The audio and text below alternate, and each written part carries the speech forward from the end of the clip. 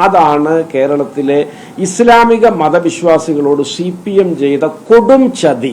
ആ ചതി മറച്ചു വെച്ചുകൊണ്ടാണ് ഇപ്പോഴവര് ഇത്തരത്തിലുള്ള ചില പ്രചാരവേലകളുമായിട്ട് രംഗത്തിറങ്ങിയത്. അപ്പോൾ ഇനി കഴിഞ്ഞ വഖഫ് നിയമത്തിന്റെ മറവിൽ കേരളത്തിലെ ഇസ്ലാമിക മതവിശ്വാസികളോട് കടുത്ത അന്യായം കാണിക്കുകയും ആ നിയമത്തെ രാഷ്ട്രീയ ദുഷ്ടലാക്കിനു വേണ്ടി ദുരുപയോഗം ചെയ്യുകയും ചെയ്ത പിണറായി സർക്കാർ അത് കഴിഞ്ഞിട്ട് ഇപ്പോൾ ചില പുതിയ സംഭവവികാസങ്ങളെയൊക്കെ വീണ്ടും അസത്യം പ്രചരിപ്പിക്കാനും അവാസ്തവങ്ങൾ സമൂഹത്തിൽ പടച്ചുവിടാനും തീർത്തും വസ്തുതാവിരുദ്ധമായ കാര്യങ്ങളുടെ പ്രചരണവേദിയാക്കി വർഗീയ മുതലെടുപ്പ് നടത്താനും നടത്തുന്ന ഒരു ശ്രമങ്ങളെ അനാവൃതമാക്കുക എന്നുള്ളതാണ് ഈ നിങ്ങൾ കാണുന്നത് കൊണ്ട് ഉദ്ദേശിക്കുന്നത്.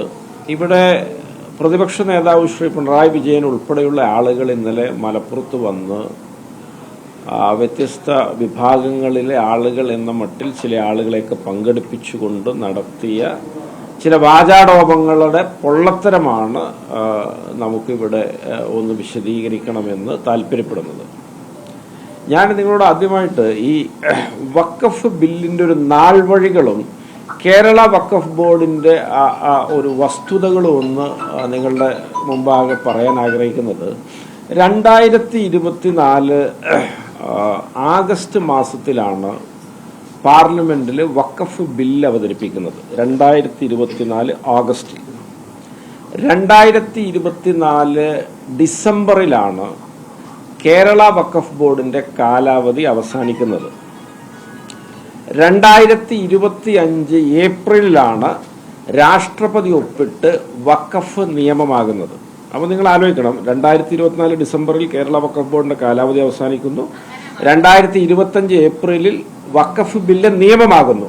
ഈ 5 മാസക്കാലം വഖഫ് ബില്ല് നിയമമാകുന്നതിന് മുമ്പ് ഇവർക്ക് വഖഫ് ബോർഡ് റീകോൺസ്റ്റിറ്റ്യൂട്ട് ചെയ്യാനുള്ള 4-5 മാസത്തെ സമയം പിണറായി വിജയൻ സർക്കാരിന് ലഭിച്ചിരുന്നു. അവരത് ചെയ്തില്ല. അവർ പുതിയ നിയമം വരാൻ കാത്തുനിന്നു.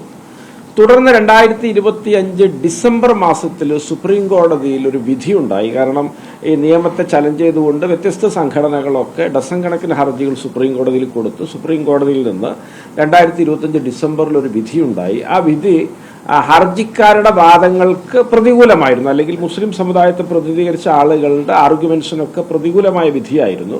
ആ വിധിയിൽ 2-ലധികം, വേണമെങ്കിൽ 3 അമുസ്ലിം അംഗങ്ങളെ വരെ വെക്കാം എന്നുള്ള മട്ടിൽ സുപ്രീം കോടതി നിരീക്ഷിച്ച വിധി 2025 ഡിസംബറിലാണ് വന്നത്.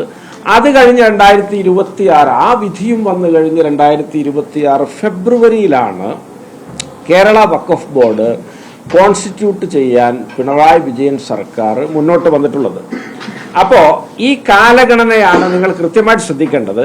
പിണറായി വിജയൻ സർക്കാരിന് CPMന് കേരളത്തിലെ മുസ്ലിം വിശ്വാസികളോട് എന്തെങ്കിലുമൊക്കെ ഒരു അനുതാപമുണ്ടായിരുന്നുവെങ്കിൽ, അനുഭാവം ഉണ്ടായിരുന്നുവെങ്കിൽ 2024 ഡിസംബറിൽ തീർന്ന വഖഫ് ബില്ല്, വഖഫ് ബോർഡ് അതിന്റെ ആ കാലാവധി അവിടെ തീരുമ്പോൾ അവര് ഈ ബില്ല് നിയമമാകാൻ, അത് കഴിഞ്ഞ് നിയമവുമായി ബന്ധപ്പെട്ടൊരു സുപ്രീം കോടതി വിധി ഈ ബില്ലിനെ എതിർക്കുന്ന, നിയമത്തെ എതിർക്കുന്നവർക്ക് പ്രതികൂലമാകാൻ ഒക്കെ കാത്തുനിന്ന ശേഷമാണ് അവർ 2026 ഫെബ്രുവരിയിൽ വഖഫ് ബോർഡ് റീകോൺസ്റ്റിറ്റ്യൂട്ട് ചെയ്യുന്നത്. റീകോൺസ്റ്റിറ്റ്യൂട്ട് ചെയ്തിട്ട് സമ്പൂർണമായിട്ട് CPMന് താല്പര്യമുള്ള ആളുകൾ അവർ നാമനിർദ്ദേശം ചെയ്തു. ഈ നാമനിർദ്ദേശം ചെയ്യുക എന്നൊരു അവസരത്തിന് വേണ്ടിയാണ് അവർ കാത്തുനിന്നത്. അതാണ് പുതിയ നിയമം പറയുന്ന, അനുശാസിക്കുന്ന ആ നിബന്ധന നാമനിർദ്ദേശമാണ്. ഈ നാമനിർദ്ദേശത്തിൽ CPMന് താല്പര്യം ഉണ്ടാവാൻ കാരണം, അതുവരെയുള്ള വഖഫ് ബോർഡൊക്കെ ജനാധിപത്യപരമായി തെരഞ്ഞെടുക്കുന്ന വഖഫ് ബോർഡുകളായിരുന്നു. ഓരോ വഖഫ് ബോർഡിലും 6 അംഗങ്ങൾ ജനാധിപത്യപരമായി തെരഞ്ഞെടുക്കുന്നവരായിരുന്നു.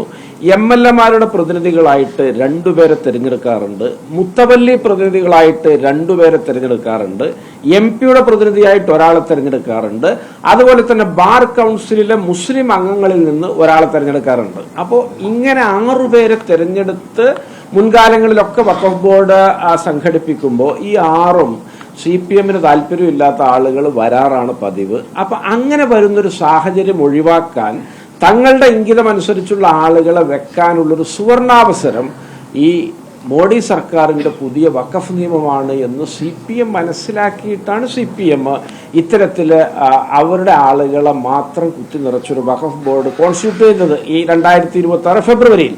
എന്നിട്ട് അതിൽ വളരെ കൃത്യമായി പറയുന്നു, 2 അമുസ്ലിം അംഗങ്ങളുടെ ഒഴിവ് എത്രയും പെട്ടെന്ന് നികത്തിക്കൊള്ളാമെന്ന് CPM സർക്കാർ അന്ന് സമ്മതിക്കുകയാണ് കോടതിയിൽ. അതിൻ്റെ രേഖകളൊക്കെ നിങ്ങൾക്ക് മുമ്പിൽ ലഭ്യമാണ്. അപ്പോൾ ഇതാണ് സ്ഥിതി. അപ്പോൾ ഈ രാജ്യത്ത് വഖഫ് നിയമം വന്ന് ആദ്യമായിട്ട് കോൺസ്റ്റിറ്റ്യൂട്ട് ചെയ്യുന്ന വഖഫ് ബോർഡ് ഏത് സംസ്ഥാനത്തെന്ന് ചോദിച്ചാൽ പിണറായി വിജയൻ ഭരിച്ച കേരളത്തിലാണ്.